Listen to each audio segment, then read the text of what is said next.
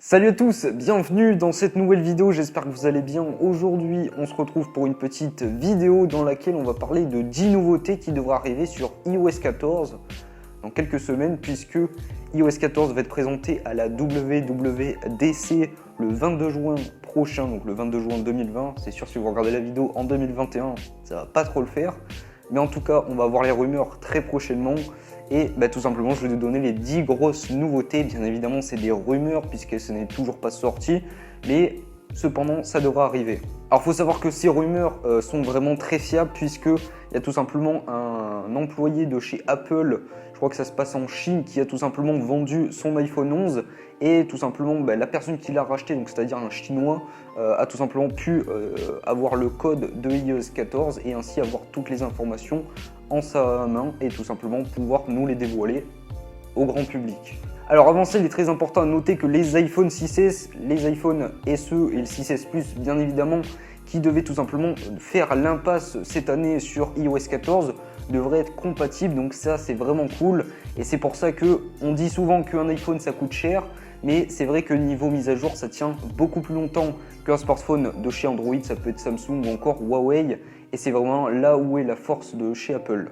Donc là, pour les personnes qui ont un iPhone 6S, SE ou encore 6S Plus, ne vous faites pas de soucis, vous aurez tout simplement encore les mises à jour pendant un an. Ça m'étonnerait que l'année prochaine, ça soit encore plus rallongé. Mais déjà un an, c'est très très bien. Alors pour ce qui est de la première rumeur, c'est tout simplement sur les fonds d'écran. En effet, il sera possible tout simplement de modifier les fonds d'écran. Ça peut être de les éclaircir ou encore de les assombrir. Donc vraiment, vous aurez le libre contrôle sur tout ça.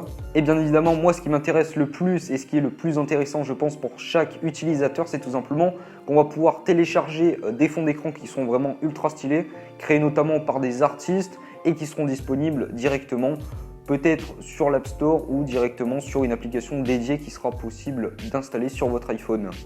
Donc vraiment, ça va créer des petits emplois. Donc ça, vraiment, c'est ultra badass. Deuxième nouveauté, on pourra tout simplement modifier les applications par défaut qui sont installées sur votre iPhone. Alors bien évidemment, toutes les nouveautés que je vous parle, certaines vont être disponibles aussi sur iPadOS, comme celle-ci. Donc ce sera iPadOS 14 si je ne me trompe pas. C'est simple, par exemple une application comme Gmail qui normalement n'est pas directement implantée sur l'iPhone, vous pourrez directement remplacer l'application Mail de chez Apple et la remplacer directement par Gmail ou tout simplement iTunes Music, vous pourrez directement le remplacer par Spotify. Donc ça vraiment, j'ai hâte de tester parce que ça a l'air vraiment ultra sympa à tester. Et surtout, ça nous permet de faire un petit peu comme sur Android, personnaliser un petit peu notre iPhone et ne pas être trop dépendant des applications de chez Apple. Troisième nouveauté, on pourra modifier ou supprimer un message, plutôt un e-message, c'est-à-dire un message que vous envoyez d'un iPhone à un autre utilisateur qui a un iPhone. Par exemple, votre père a un iPhone et vous avez un iPhone. Tout simplement, les e-messages, c'est tout simplement un message que vous envoyez d'un iPhone à un autre iPhone. Donc ça, vraiment, c'est ultra cool. Surtout que ça n'était pas disponible avant. En même temps, c'est les nouveautés, donc je ne vais pas vous donner des trucs qui sont déjà créés. Voilà, donc vous pourrez supprimer ou modifier, mais pas que ça. Vous pourrez aussi taguer une personne, par exemple, dans un groupe. Je ne sais pas si vous avez créé un groupe, par exemple, e-message. Tout simplement, vous pourrez taguer une personne, c'est-à-dire peut-être avec le arrobase, je pense que c'est avec ça. Et tout simplement, la personne sera désignée directement. Bien évidemment, vous pourrez aussi être notifié des conversations que vous souhaitez, dans le cas présent, être notifié. Et vous pourrez aussi désactiver toutes les notifications, c'est-à-dire ne pas être notifié lorsque vous avez un groupe qui ne vous intéresse pas ou quoi. Donc ça vraiment c'est ultra cool parce que c'est vrai que des fois on n'a pas trop envie de recevoir les messages d'un groupe qui nous intéresse une fois de temps en temps. Quatrième rumeur, on pourra avec l'Apple Pencil tout simplement écrire des messages. Ça sera peut-être disponible sur un iPhone, mais ça vraiment c'est un petit peu moins sûr.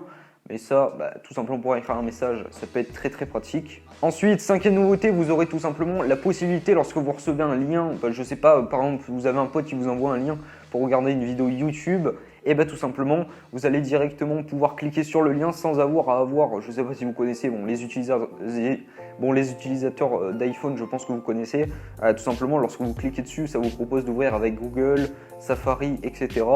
ou avec YouTube directement, là vous n'aurez plus tout simplement ça va directement s'ouvrir dans le navigateur qui est par défaut et qui tout simplement va être le mieux pour lire le fichier, enfin plutôt le lien.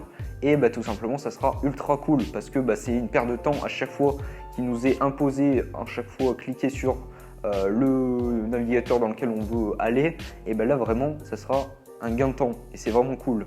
Ensuite, sixième nouveauté, et ça vraiment ça a l'air ultra cool et ça il faudra qu'on teste, c'est tout simplement la réalité augmentée.